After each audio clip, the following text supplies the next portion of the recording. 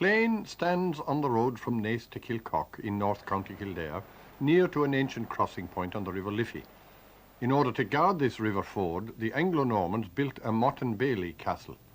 Then in the 13th century, a Franciscan friary was established known as Clane Abbey. This ruin is near to the probable site of an earlier Celtic monastery founded in the 6th century.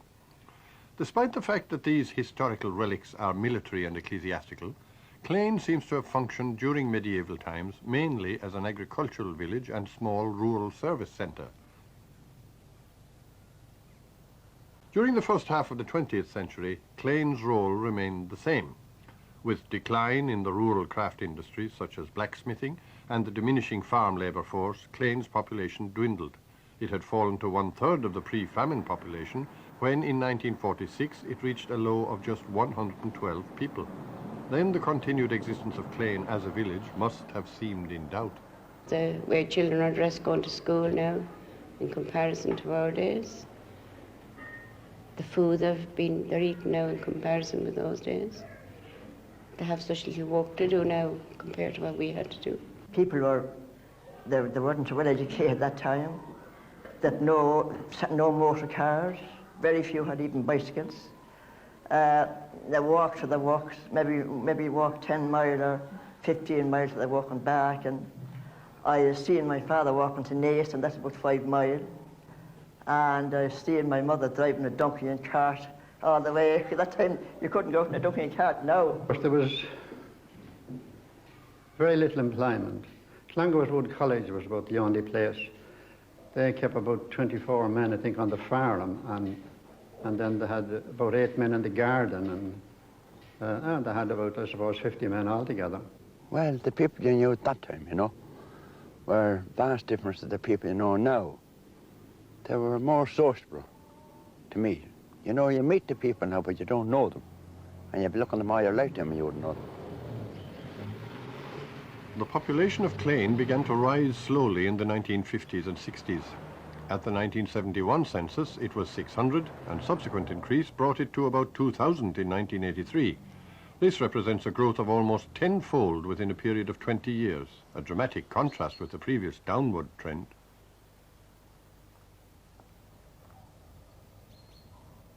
The growth of population has been largely the outcome of the addition of some 400 new houses to the original village. After an earlier small county council scheme, by far the largest housing estate was begun at Loch Bollard in the late 1960s. This was the first private development and comprised 150 houses. The estate was and still remains quite detached from the village proper. Next in size is a council estate of 50 houses. They are urban type estates, contrasting with the previous housing of the village. Other new housing has been in smaller groups and in dwellings of individual design. The growth in housing was reflected in the village core in changes in its shops and services, change in their number, size and nature. As in other rural villages, the traditional businesses had been general grocery shops and pubs. These remain, though expanded. In addition, there are many specialist shops, which indicate the change towards town status. There are 27 shops and also services such as banks, building society, insurance, hairdressing and dry cleaning. They employ about 100 people. The services in Clane in the 50s were nearly non-existent. When I was growing up, there was literally only 3 pubs, maybe a few huckster shops, and that was it. And we existed, I suppose, in those days, and we didn't realise we were missing anything, I suppose. Then I'd say the turning point came with the advent of 2 dynamic principals to both the Boys' National School, Mr. Lynch, and Mother Perpetua to the convent here next door. From that moment on, more people seemed to come into Clane. And some years later, about 2 years later, Loch Bollard Estate was built, and I think that was the turning point. For once in our lives, we had extra people coming into Clane who were not natives of Clane. The advent of these extra people into Clane meant that Clane had to expand. We had to get new shops, we had to get new services, and in order to make it self-sufficient. And this we did. I opened my pharmacy, I expanded as I wanted it, and we had got doctors. We have 2 doctors here in Clane now. We have hardwares, we have every type of shop. I think it's practically self-sufficient. The only shop which might be missing might be a large furniture store. While the shopping and service functions of Clane have expanded greatly, a large proportion of village residents also travel for shopping to the adjacent larger towns of Naas and Newbridge and to Dublin. There has been no manufacturing in Clane in 1970, but some development has occurred since. The first and largest industry is a meat factory, which employs nearly 40 people. The plant supplies supermarkets throughout the country. Other smaller industries have been established since the mid-1970s, while national manufacturing was static or declining. These industries include clothing, joinery, prefabricated buildings, engineering, electronic and electrical components, glue and printing. They are located on the outskirts of the village and in a cluster in Maran Court off the main street. In all, there are 9 industries employing 85 people. In addition to local employment in shops and manufacturing, there has been substantial growth in education, with 60 teachers in Clane schools. Other employment is in the building and construction industry and in a private nursing home. In all, there are about 300 non-agricultural jobs in and around Clane. Some of the people in these jobs do not live in the village itself, but travel from surrounding rural areas and adjacent towns. It's obvious that the dramatic growth of Clane has not been based primarily on employment within the village. 2/3 of the workforce commute to employment elsewhere, principally in Dublin. Others travel to Naas, Newbridge, the Curragh and other adjacent towns. Thus, the growth of Clane has been mainly as a dormitory settlement within the expanding Dublin and Eastern Metropolitan region. As only 1/5 of the residents were born in Clane and its vicinity, why then should they have come to live here? Well, I was born in Dublin. I lived most of my life in Drimna. And the reason I moved to Clane is I got married and I liked to live in the country. So one of the main attractions here was the price of the house to begin with. But the other things was that there was a national school, a secondary school. There were a number of other amenities around, like golf course, tennis clubs, and any kind of shops that you needed in the village. We liked it very much. At first, it was very, very strange, you know. I was used to getting on a bus, going into town, looking at the shops, and I found it very strange when I had to, you know, I was kind of here all day long. But then once my first baby was born, I got to know all the girls on the estate, and, you know, we became good friends, and everyone was, you know, kind and helpful. And, you know, when you have children, you get to meet more people. And I always found the people in Clane very nice and friendly. Well, I came from Dublin originally, but 11 years ago we returned to Ireland from London and we were looking for a house. We found at that time housing in Clane was relatively cheap, so that was the real reason we came. But another reason was a similar house in Dublin would have been in a big housing estate and we didn't want the children to grow up in that environment.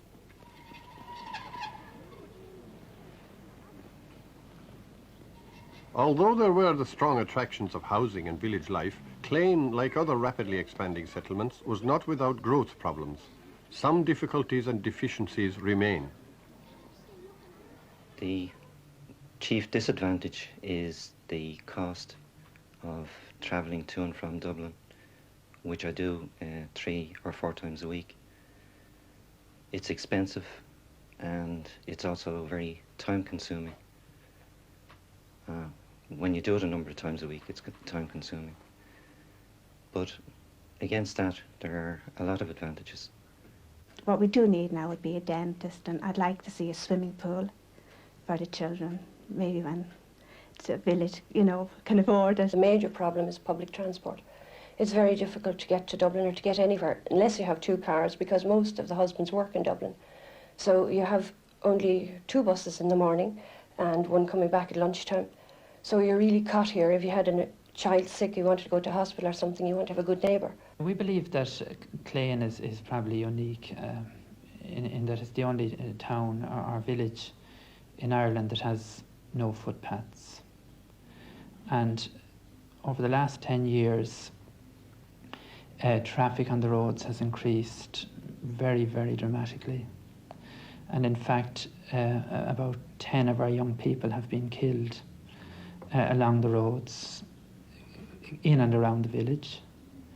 And we have been campaigning very intensively with the County Council to get footpaths in Clane and better lighting. Traffic hazards have been increased by dispersed development, as in a ribbon of different types of houses some distance out the Dublin Road. While the local planning authority has had the general objective of ordered and compact expansion, such permissions have been granted on appeal. The first and major breach of the Clane plan occurred in 1974, when the minister granted permission for a development 1 mile from the village, despite previous refusal by the County Council as a most objectionable case of urban sprawl. Efforts are being made to restrict dispersed houses to minor roads and cul-de-sacs. There the traffic hazard is reduced and the visual harm to the countryside less obvious. Yet the high costs of service provision, the pollution consequences and the harmful effects on farming remain. However, ribbon and open country development is much better controlled in County Kildare than in most other counties. Well, this map here represents the areas in Clane where people have come to live in the last 10, 15 years. It's as young as that. And we have about 7 or 8 housing areas. And these housing areas create a problem in the sense that boys and girls who mingle freely with each other in the schools now find they're separated from each other unless they travel a main road, which has the equivalent traffic problem now as the dual carriageway had 10 years ago. So it's a highly dangerous business for little children to be running along a public main road without any path in order to mix with their friends. So they're inclined to stay within these little housing areas in after school hours.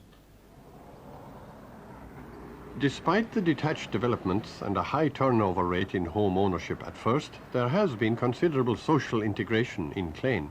In many commuter villages, there have been difficulties of integration between the old and new residents because of their differing backgrounds and ages, and the physical separation of the new housing from the old village. The Community Council in Clane, they're active in looking for new members, especially from people like myself who've moved into Clane.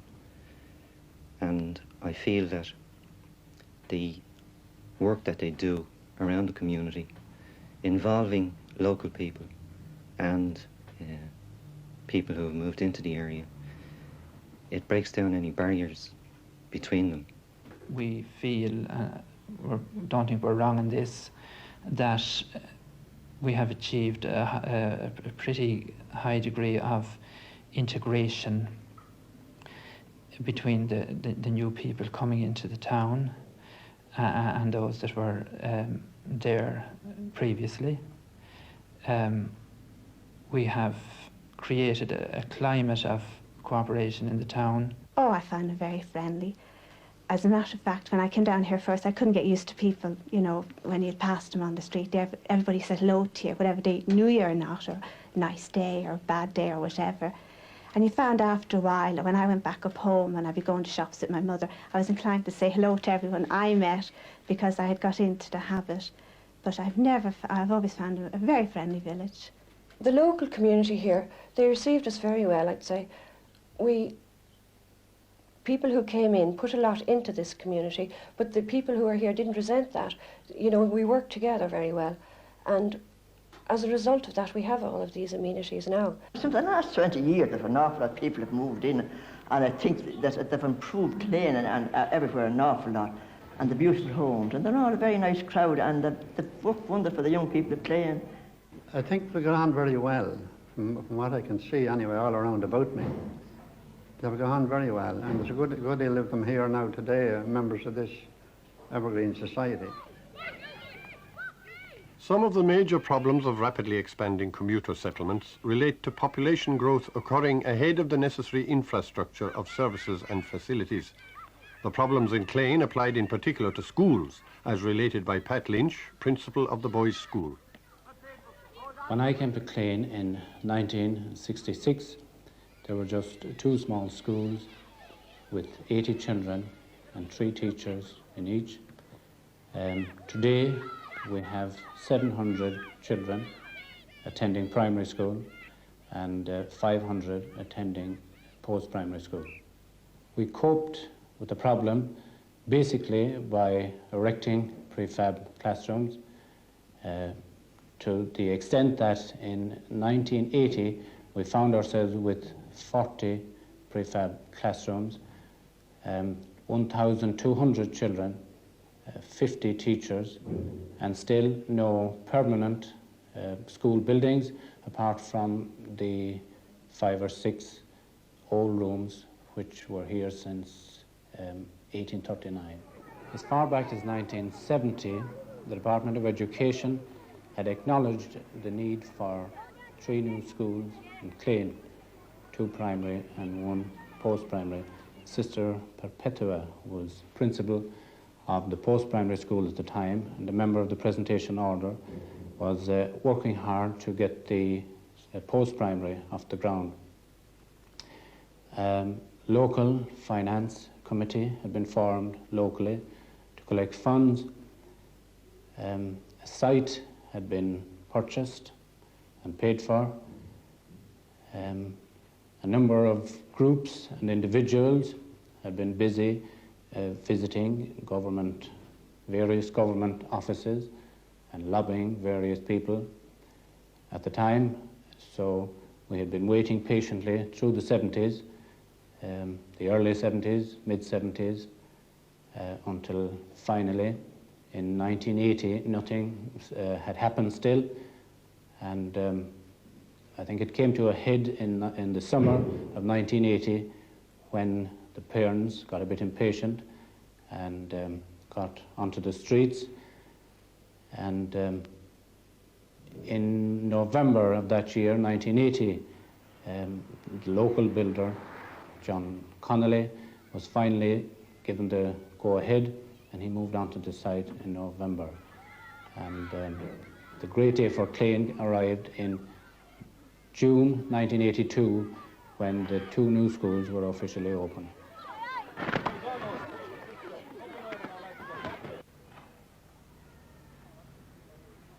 The Church of Ireland school buildings were already large enough to accommodate a doubling of pupil numbers. There are now 70 pupils on rolls.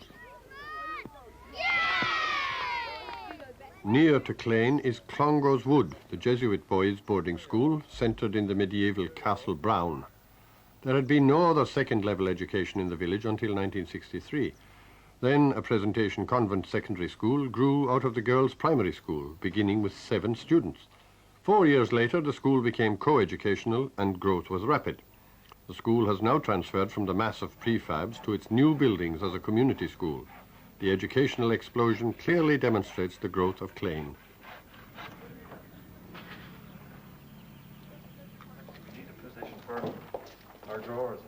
The fact that growth problems in Clane have been less than in many expanding settlements around Dublin is due in part to a slowdown in development in the mid and late 1970s. This was enforced by a lack of sewerage facilities and was related also to the greatly increased costs of commuting and to recession. The slowdown afforded an opportunity for services and facilities to catch up with development. It also provided a settling in period, and it gave time for realization of the need for properly planned and slower development. Another reason why Clane has been comparatively successful in lessening the growth problems is community action. Clane was undergoing expansion and many new people were coming in. And apart from that, it was a rather quiet backwater little place and neglected in many ways with very bad facilities, even for the population that was in it. So people were anxious to improve standards in Clane. And then again, efforts, the church representative elected community councils, such as is recommended by Muintir na Tíre, and in fact operates in quite a number of towns around the country. It's really the only basis for giving expression to the will of the people locally. The community action which has been so important in the development of Clane up to the present is likely to be all the more vital in the future. Clane, as you see, is a little town or little village right beside the River Liffey. Future expansion in Clane might bring in, we hope, some facilities given to the people of Clane and the children of a large park and also approach to the river itself. We must be the only town on the River Liffey that has no access as a people to the banks of its own river.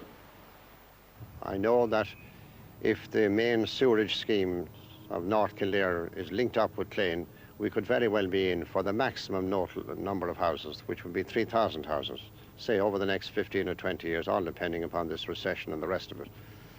We could not cope with 3,000 houses, and neither do the people want 3,000 houses, from what I know. They want a moderate development that will allow them to integrate with a new input of population. Secondly, our schools are not built to take this extra population. Our schools are really built to maintain a slow developing community, so we'd have a major schooling problem ahead of us all over again, and the parish simply would have to run away from that. We couldn't face it. And then the church itself, we have one big church in the parish.